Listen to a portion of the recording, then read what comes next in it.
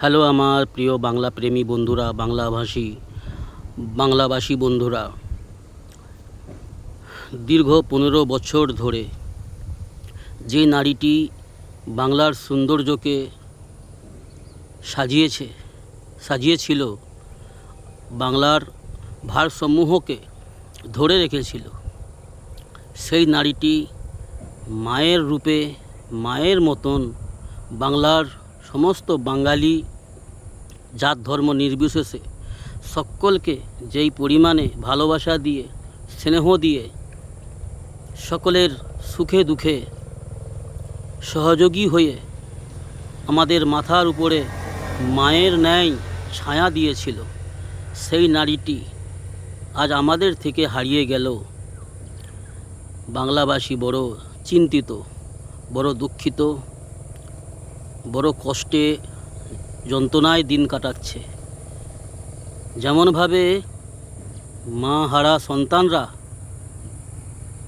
অন্তরে কষ্ট, ব্যথা, বেদনা নিয়ে সময় কাটায়, দিন কাটায়, ঠিক তেমনইভাবে আজ বাংলার প্রকৃত যারা বাংলা প্রেমী আমার মা বোনেরা, আমার বন্ধুরা, ভাইরা আজ বড় দুঃখ, ব্যথা, বেদনায় দিন কাটাচ্ছে। এটা কিন্তু ধ্রুব সত্য কথা। আজ বাংলাভাষী, বাংলা প্রেমীরা ভালো মতন বুঝতে পারছে যে আমরা কি হারালাম, আর আমরা বর্তমানে কি পেলাম, কি পাচ্ছি, কি দেখছি, কি আজীব পরিস্থিতি, কি আজীব বর্বরতা। তো জানি না আগামীতে আমরা আরও কি দেখব, কি হতে চলেছে, এই বিষয়ে আমরা অবগত নই। কিন্তু পরিস্থিতি সামনে যখন দেখছি, আমরা যখন সমাজে ঘুরছি, আমাদের পশ্চিম বাংলার যে পরিস্থিতি, যে হারে সাধারণ মানুষদেরকে কষ্ট দেওয়া হচ্ছে, তাদের অন্ন ছিনিয়ে নেওয়া হচ্ছে, তাদের পেটে লাথি মারা হচ্ছে, তাদের সুখের সংসারের আগুন লাগিয়ে দেওয়া হচ্ছে, তাদের অন্তর থেকে সুখ শান্তি কেড়ে নেওয়া হচ্ছে বর্তমান পরিস্থিতি। তো আমার বাংলাভাষী বন্ধুরা, আমরা বুঝেছি বাংলা কি হারিয়েছে আর কি পেয়েছে। কত মূল্যবান সম্পদকে এই বাংলাভাষী হারিয়ে দিয়েছে।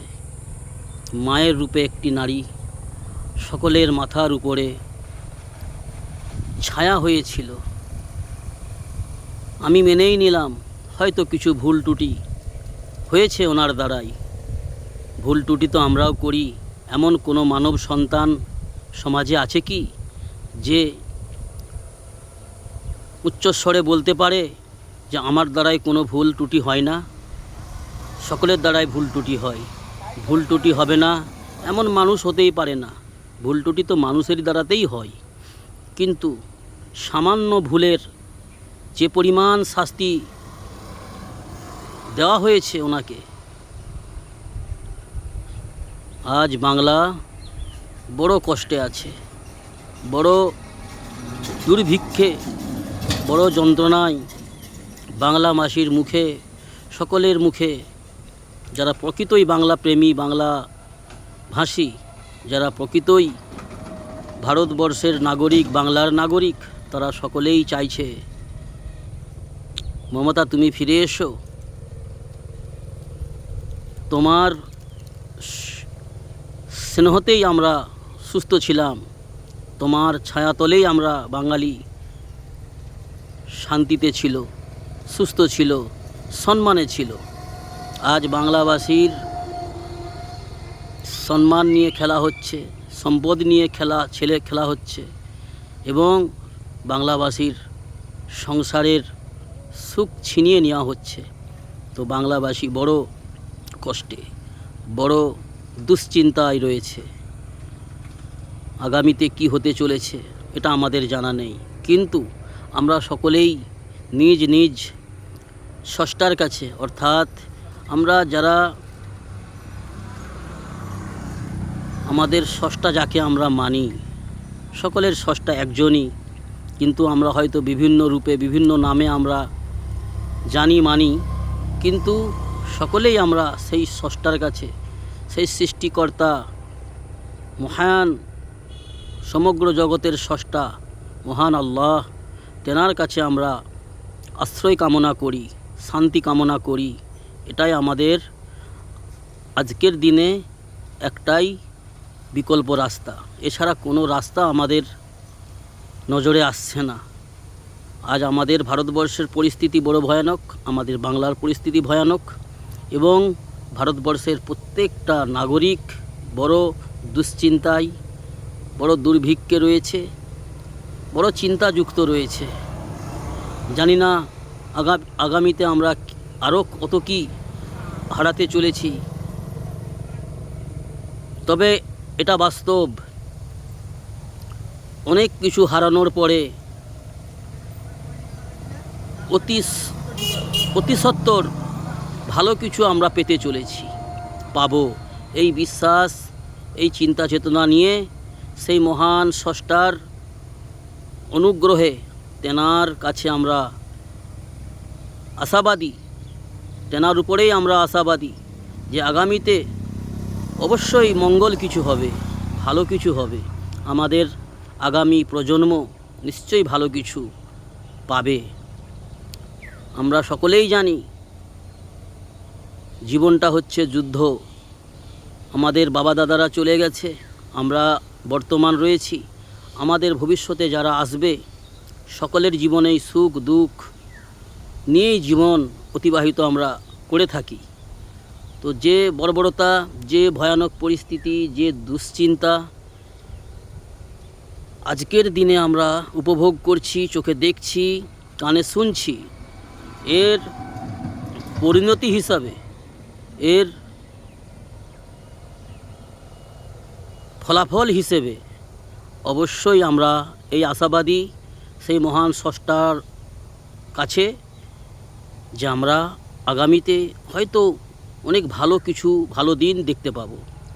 জি, পৃথিবীতে যুগে যুগে অত্যাচারীরা এসেছে, আমরা ইতিহাসে পড়ি, আমরা কোরআন হাদিসের মধ্যেও আমরা পড়ি, যুগে যুগে অত্যাচারী বাদশাহ, অত্যাচারী শাসক এসেছে সাধারণ মানুষের উপরে, নিরীহ মানুষদের উপরে, যারা দুর্বল কমজোর অসহায় মানুষ তাদের উপরে বিভিন্ন প্রকারে জুলুম, অন্যায়, অত্যাচার, ব্যভিচার করেছে।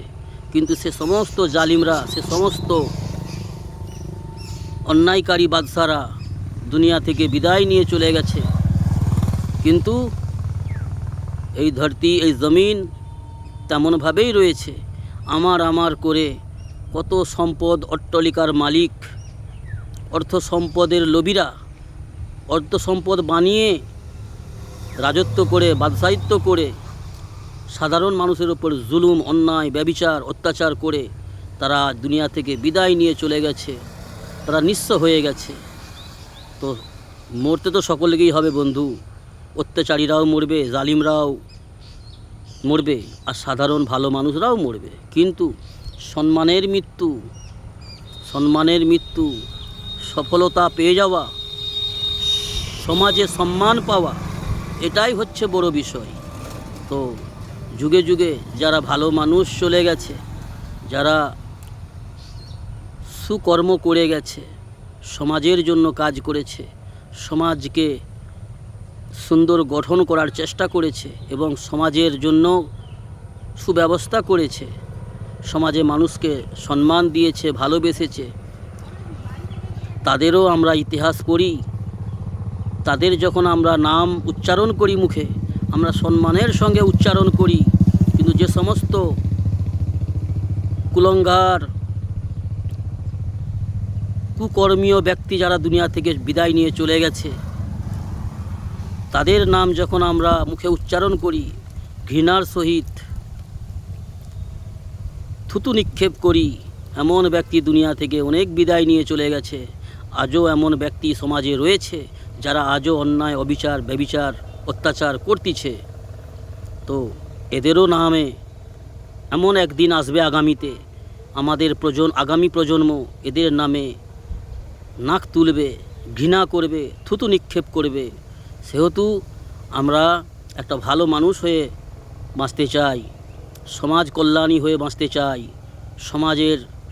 সমাজকে সুন্দর গঠন করতে চাই, সেই জন্য প্রচেষ্টা আমাদের কাম্য। এবং সেই মহান সৃষ্টিকর্তা, তার কাছে সাহায্য প্রার্থনা করি এবং তার কাছে আশাবাদী হয়ে তার কাছে মাথা নত করে আমরা দুনিয়ায় জীবনযাপন করি। তো বন্ধুরা, সকলেই চেষ্টা রাখুন যাতে করে আগামীতে ভালো দিন ফিরে আসে। নিজ নিজ সন্তানদের সুশিক্ষা দিন এবং কুশিক্ষা থেকে এবং কুকর্মকারী যে সমস্ত সমাজে